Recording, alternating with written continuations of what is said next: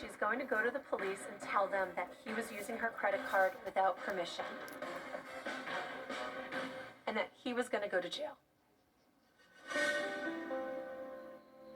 The media portrait, if you will, of Nicholas Brooks was that of a trust funder who had been, living high off his father's, sort of largesse. And at the time that he sort of came into our world, he was living a very different life.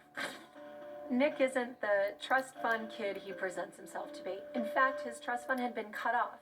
His dad needed that money to pay for his own legal defense. So Nick had no cash, and he was depending on Sylvie to fund his lifestyle.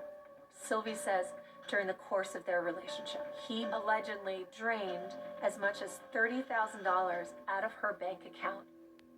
The prosecutors paint a picture of Nick being on the edge of losing control.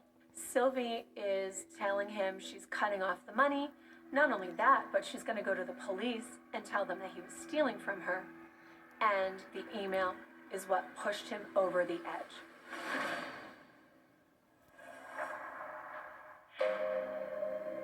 Because the evidence was circumstantial, the defense attempted to raise doubt about what happened in the room. For instance, they argued that Sylvie may have took too many pills, fell, and drowned in the tub.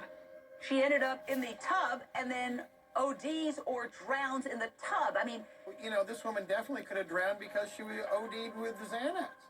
Brooks has pled not guilty. His lawyers say she took too many prescription pills that night and passed out in the tub. In the case of Sylvie Cachet, the finding was by the medical examiner that her death had been caused by a combination of drowning and manual strangulation. And it was interesting in this case, as happens in many, that the defense tried to concentrate on just the drowning aspect and try to convince the jury that Sylvie's death had been accidental in the bathtub. Bottom line, it's impossible for someone to manually kill themselves by strangling themselves.